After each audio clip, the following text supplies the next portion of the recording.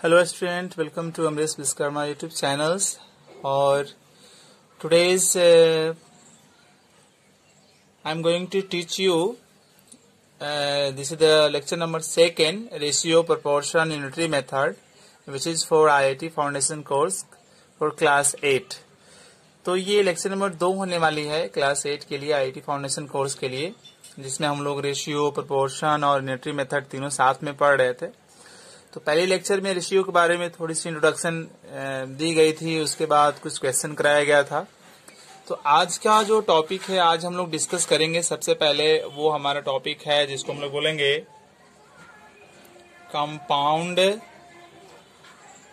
Compound ratio. So student, हम आज जानेंगे कंपाउंड रेशियो क्या होता है। तो कंपाउंड रेशियो को समझते हैं। जैसे मान लिया जाए कि एक हमारे पास रेशियो A:B है और दूसरा हमारा रेशियो है C:D। एक रेशियो A:B है और दूसरा जो रेशियो है वो है C:D। अब इन दोनों को मिलाकर एक जो रेशियो तैयार किया जाएगा, that is known as compound ratio. तो इसका कंपाउंड रेशियो क्या बनेगा?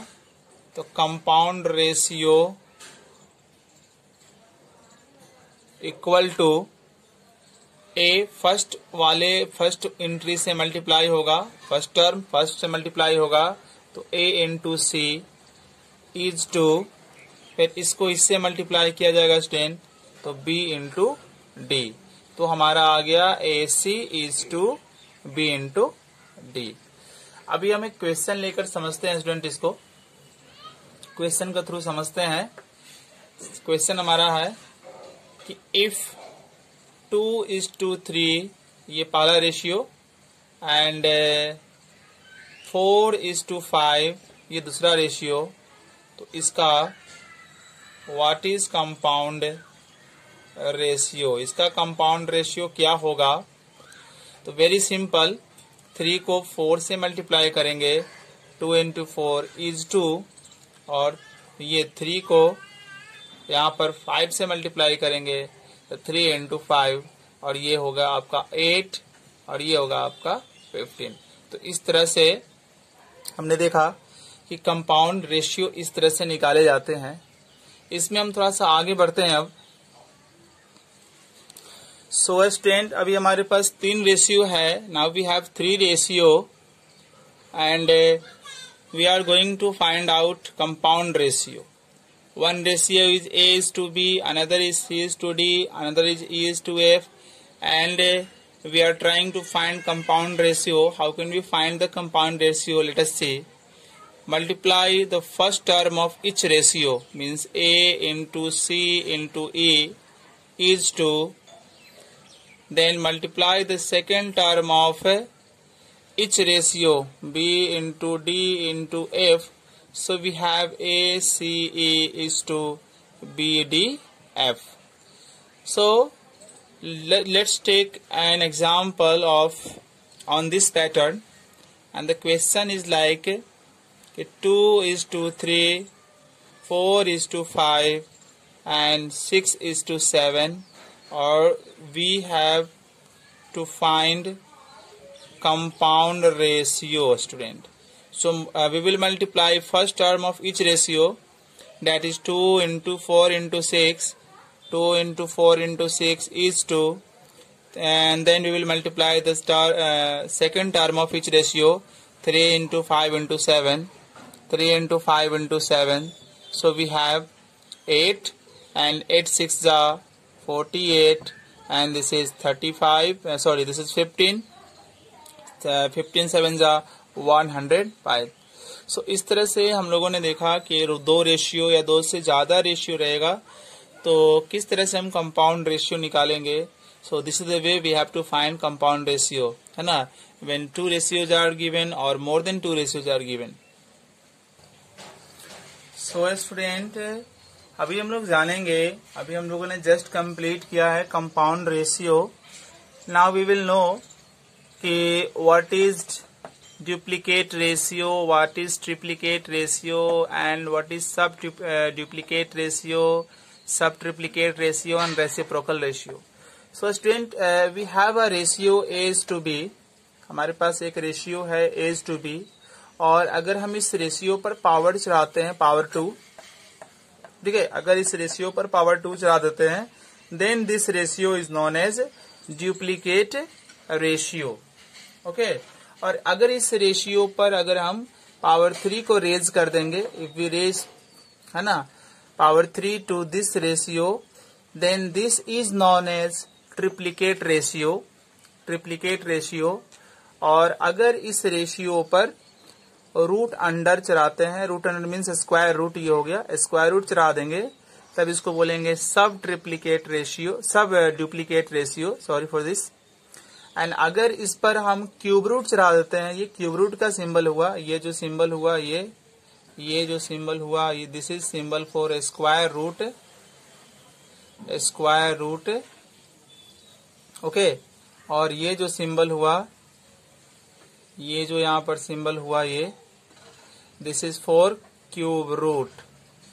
तो अगर किसी रेशियो पर क्यूब रूट को चढ़ाया जाएगा, then this is known as sub triplicate ratio.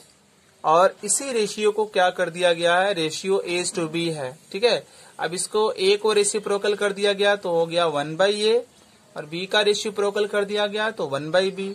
तो रेशियो के दोनों टर्म को आपस में क्या कर दिया गया कि रेसिप्रोकल करके उसका एक नया रेशियो तैयार कर दिया गया।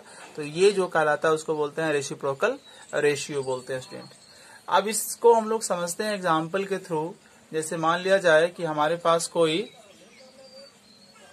जैसे हमारे पास कोई रेशियो है 2:3, अगर हम इसको ऐसे कर देते हैं 2 के स्क्वायर और 3 के स्क्वायर, तो 2 के स्क्वायर 3 के स्क्वायर, तो इसको बोलेंगे हम लोग, क्या बोलेंगे, इसको बोलेंगे डुप्लीकेट रेशियो।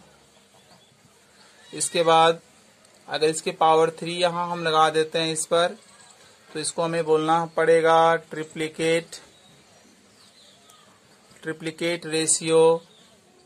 एंड देन इसी को रूट के थ्रू लिखेंगे ऐसे। तो ये, अब इसमें आप एक वर्ड जोड़ दीजिए, सब डुप्लीकेट रेशियो। इसी को क्यूब रूट में अगर हम लोग लिख देते हैं, क्यूब रूट में इसको लिख देते हैं अगर हम, तो ये हमारा हो गया सब ट्रिप्लीकेट रेशियो। और ये 1/2 है, 1:2 है, तो इसका 1 का रेसिप्रोकल 1/2 और 3 का रेसिप्रोकल 1/3, ऐसे कर देते हैं। तो ये हमारा कहलाएगा रेसिप्रोकल रेशियो। तो इस तरह से हमने देखा कि डिफरेंट रेशियो होते हैं, कब डुप्लीकेट कहेंगे, कब ट्रिप्लीकेट कहेंगे, वो सारी चीजें हम लोगों ने सीखी अभी। Now we will move to next topic. So student, the next topic is proportion. So we will know what is proportion and how can we identify proportion. So let us move to know it. So proportion means equality of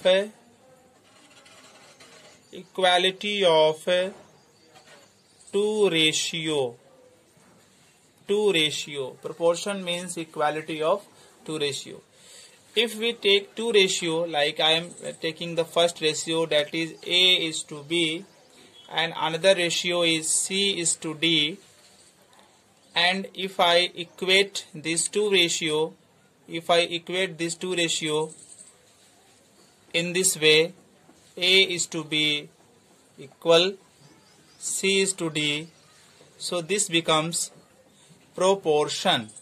So in a place of equality, we would write like this, which is equivalent to, ये equal के ही बराबर होता है। तो ये दो ratio है, दो रेशियो का आप इक्वल करके लिख दोगे तो ये हमारा बन जाएगा प्रोपोर्शन।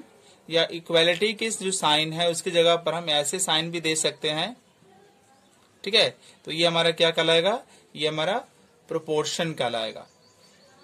प्रोपोर्शन कहलाएगा स्टूडेंट। प्रोपोर्शन में दो रेशियो को इक्वल किया जाता है, वो हमारा प्रोपोर्शन होता है। तो ये साइन लिखने की बजाय इक्वालिटी भी दे सकते हैं, इक्वालिटी की जगह ये भी दे सकते हैं, ठीक है। जैसे यहाँ देखते हैं हम लोग कि एक रेशियो ले लिया, एक रेशियो यहाँ ले लिया 3:5 और दूसरा रेशियो यहाँ ले लिया 4:8। अगर हम इन दोनों रेशियो का आपस में सेम कर देते हैं, यहाँ ले लिया 6:10, अगर इन दोनों रेशियो को हम इक्वल कर देते हैं तो ये हमें जो यहाँ पर बना इसको बोलेंगे प्रोपोर्शन। और इसी को हम ऐसे भी लिख सकते हैं, इक्वालिटी के साइन पर प्रोपोर्शन का साइन दे देंगे इस तरह से, और ये आपका हो जाएगा। इस वाले साइन को स्टूडेंट बोलते हैं एज टू, इस वाले साइन को एज टू कहेंगे।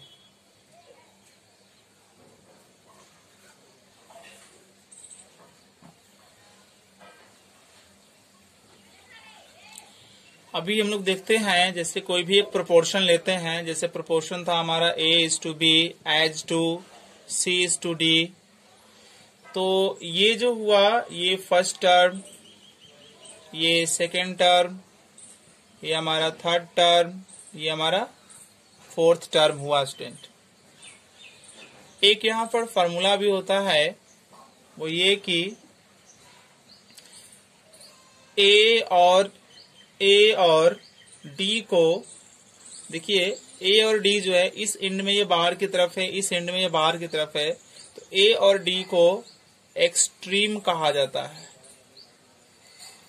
और B और C को मीन्स कहा जाता है।